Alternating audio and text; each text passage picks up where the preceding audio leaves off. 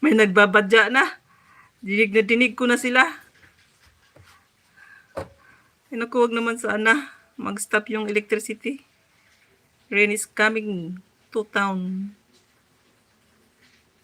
Bye-bye all, ma'am and bro. Okay, Sir D is in. I always make mistakes, sis. Thank you for your time and support. Ayan, dinig nyo na, thunder. Yeah, it's a number only.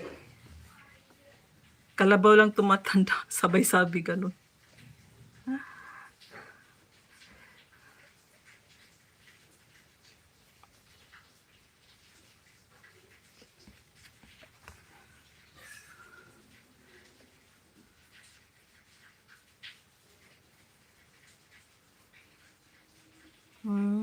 Okay.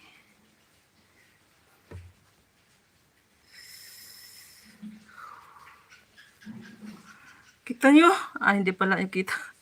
Naliligo na ako sa pawis, pati kilikili basang-basa. Grabe naman, pag ganito yung ulan coming. Tapos hindi pa siya talaga uulan.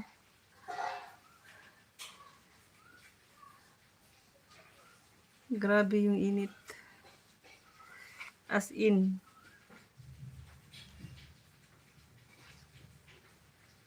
Tingnan ko nga baka si Mister.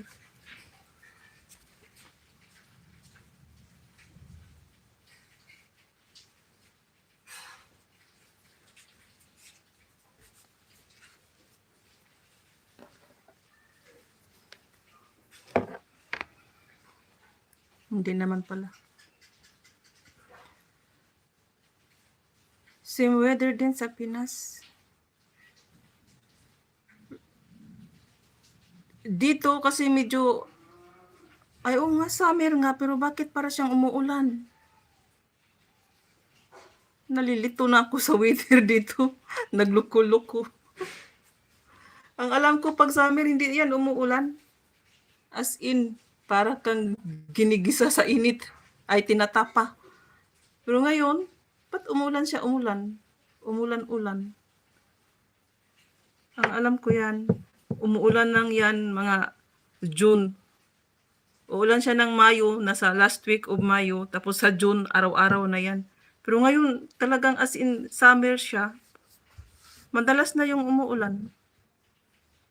Nakakaantok ang weather. Dito umuulan na naman. Umuulan tapos winter time, di ba? Winter pa ba dyan, sis Katya? Parang tapos na yung winter.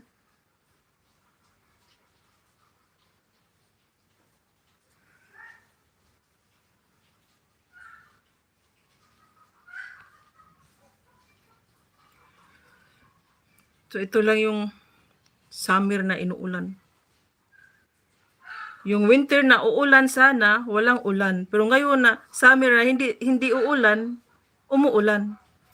Ayun, nagkaluko-luko na nga. Baliktad na yung panahon.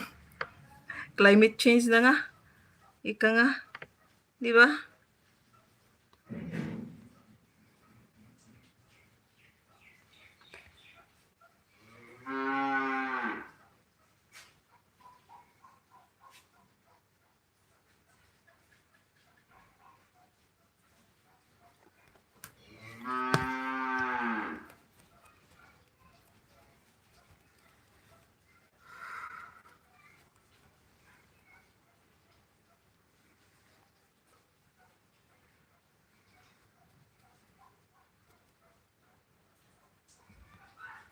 Di sabayan mo ng tulog, sis Kat.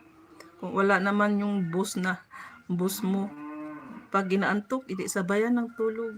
Spring na, pero isang buwan ng ganito maulan. Dapat spring, wisik-wisik lang ha, slight rain lang. Pero dyan, umuulan pa rin ng malakas. O di ba? Yan lang yung spring na malakas ang ulan. Kaya nga sinasabing spring. Kasi pati yung ulan, parang wisik-wisik na lang din. Maliban sa mga, ang tawag doon,